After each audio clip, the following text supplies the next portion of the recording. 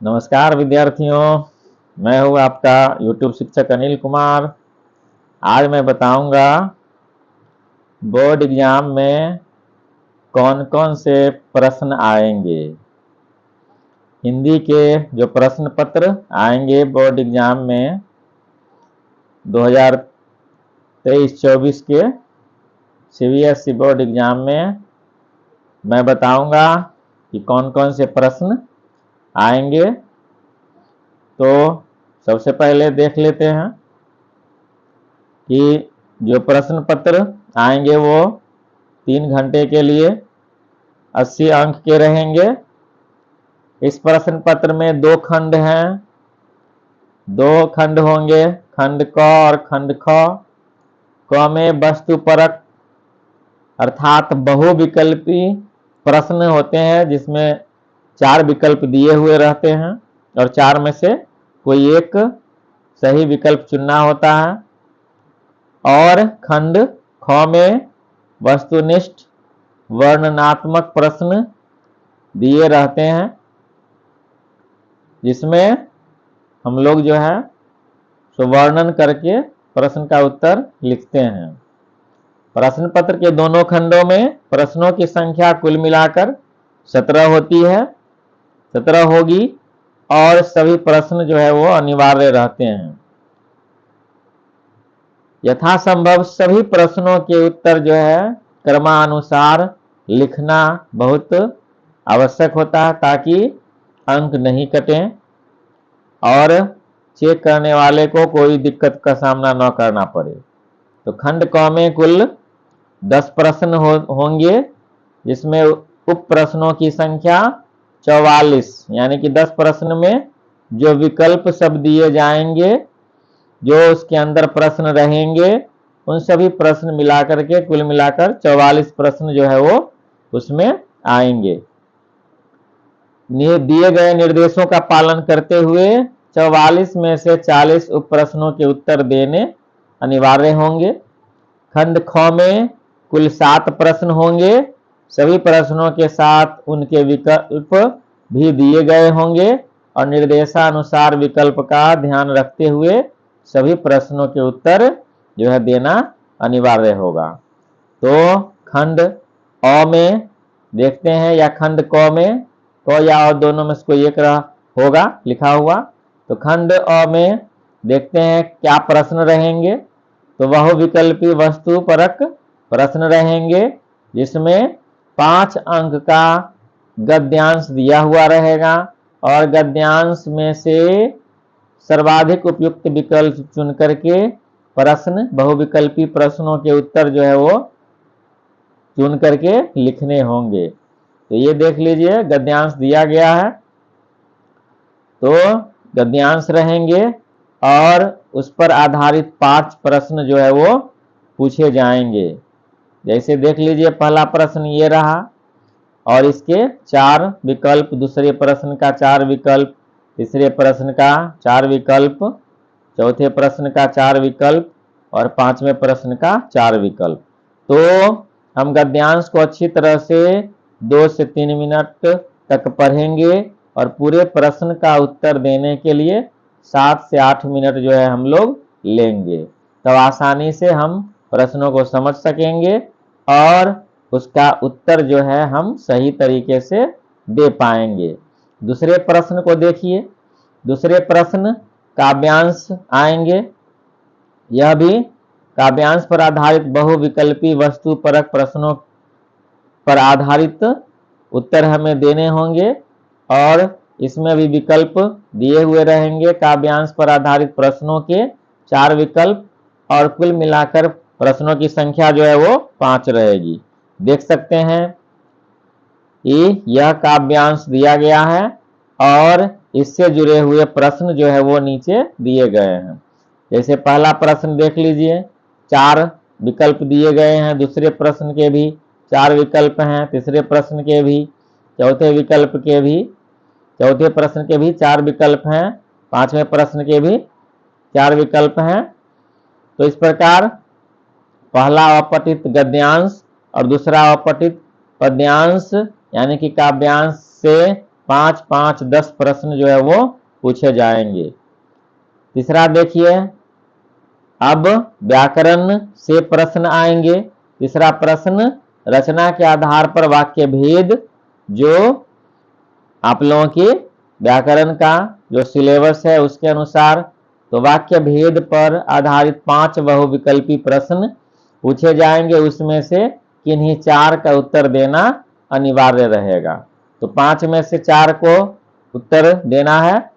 पहला देख लीजिए कि सरल वाक्य में बदलने वाला प्रश्न है।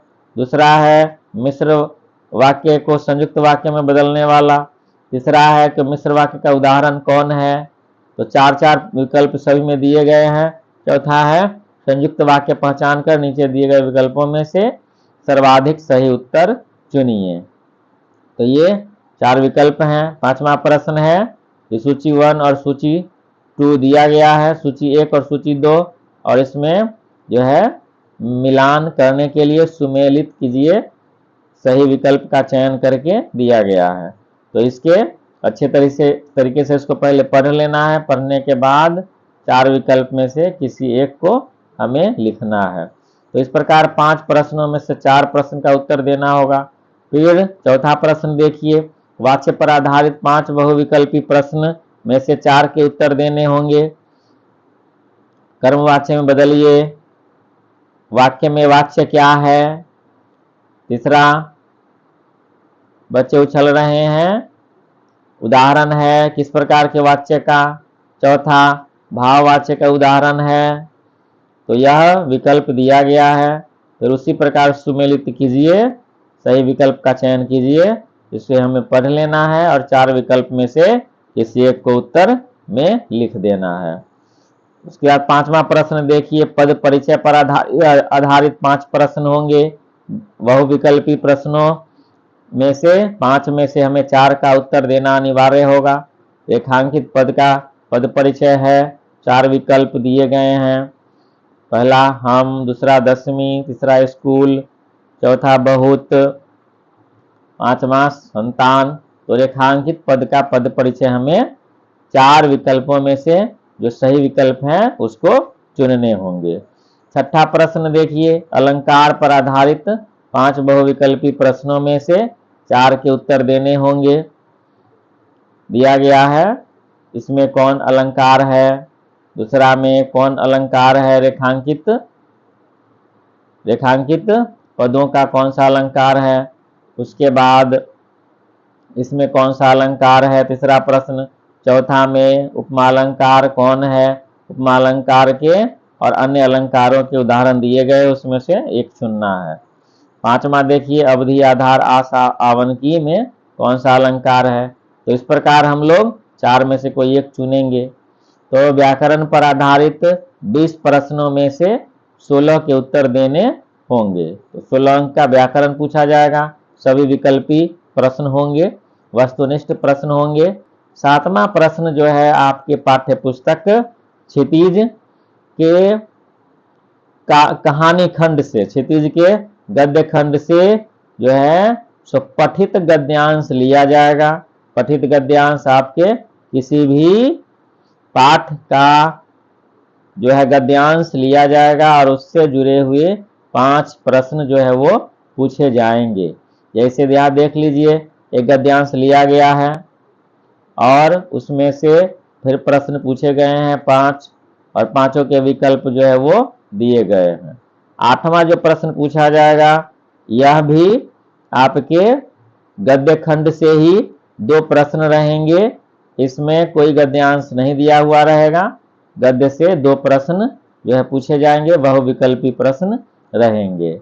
उसके बाद 9वां प्रश्न जो है वो आपका रहेगा पठित पद्यांश, यानी कि काव्य खंड से किसी भी काव्य खंड की पंक्तियां दे दी जाएगी और उसको पढ़ने के बाद जो है उस पर आधारित प्रश्न जो है वो 5 दिए हुए रहेंगे और 5 में से चारों विकल्प में से जो भी उपयुक्त उत्तर होंगे उसको हमें लिखने होंगे।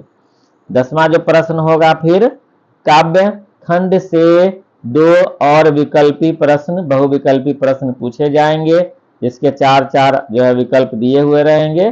जो उत्तर सही होगा उसको हम लोग लिखेंगे। अब है खंड ब यानी या खंड ख, वर्णनात्मक प्रश्न यानी कि वर्णन करने वाले प्रश्न पूछे जाएंगे। गद्य पाठों के आधार पर 4 प्रश्न दिए रहेंगे और 4 में से किन्हीं 3 प्रश्नों के उत्तर जो है 25 से 30 शब्दों में लिखने होंगे।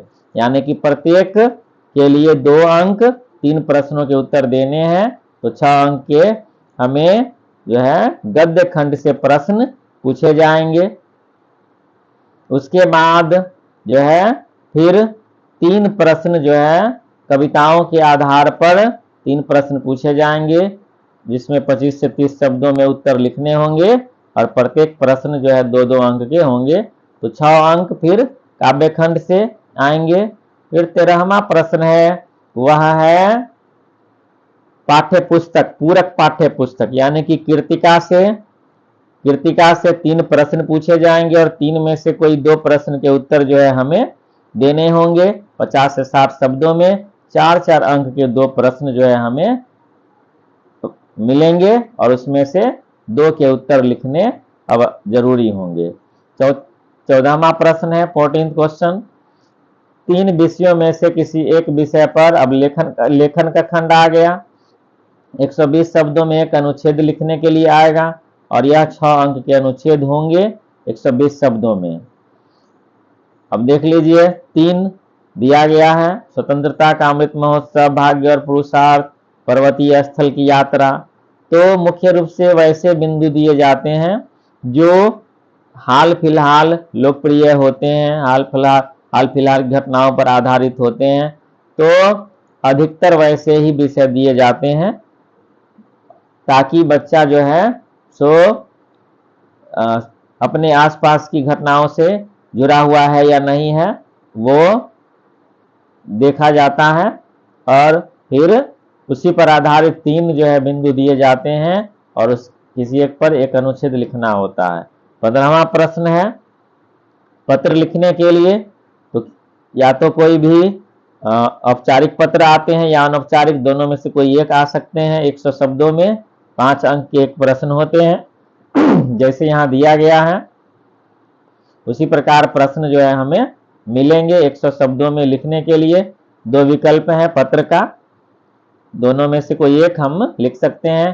पहला है वो है औपचारिक और दूसरा अनौपचारिक दिया गया है तो कोई एक हमें लिखना होगा। उसके बाद है अपना 80 शब्दों में अपना एक संक्षिप्त स्ववृत्त लेखन। स्ववृत्त यानी कि जिसको अंग्रेजी में हम लोग बायोडाटा कहते हैं। तो बायोडाटा जब भी हम कोई भी नौकरी के लिए अप्लाई करते हैं, आवेदन देते हैं तो उसमें जो है संक्षिप्त स्ववृत्त लिखना होता है तो वो लिखने के लिए 80 शब्दों में आएंगे। उसके अथवा में जो है विद्युत आपूर्ति, शिकायती ईमेल यानी कि उसके अथवा में ईमेल लिखने के लिए आएगा और ईमेल भी 80 शब्दों में लिखने के लिए आता है। तो आपकी जो इच्छा होगी या तो बायोडाटा यानी कि स्ववृत्त लेखन लिखिएगा या जो है ईमेल लिखिएगा, दोनों में से कोई एक। 17वां और अंतिम प्रश्न जो होंगे वो होंगे कि विज्ञापन पर आधारित। तो विज्ञापन बनाना होगा, कोई भी एक वस्तु दे दी जाएगी कि इसका विज्ञापन तैयार कीजिए तो 40 शब्दों में लगभग जो है विज्ञापन तैयार करना होगा और उसके लिए 4 अंक आपको मिलेंगे। उसके बाद उसी के अथवा में 40 शब्दों में एक संदेश भी लिखने के लिए आएगा। आपकी इच्छा है तो विज्ञापन बनाइए, अगर आपकी इच्छा है तो संदेश लिखिए। तो विज्ञापन अगर आपको नहीं बनाने आता है तो आप संदेश लिख सकते हैं। संदेश या विज्ञापन में से कोई एक आपको उत्तर देना होगा। तो इस प्रकार जो है 17 प्रश्न आएंगे सीबीएसई 2023-24 की परीक्षा में। आप अच्छी तरह से इसका अभ्यास करते रहिए। अगर वीडियो अच्छी लगी हो तो लाइक, शेयर और सब्सक्राइब अवश्य कीजिएगा। अब हमें कैसे अच्छे अंक लाने होंगे, कैसे हम लोग लिखेंगे कि अच्छा अंक आएगा, त्रुटियां कम होंगी, तो अगले वीडियो में मैं फिर बताऊंगा कि कैसे हमें हिंदी में 100% अंक आएंगे। तब तक मिलते हैं। तब तक के लिए नमस्कार।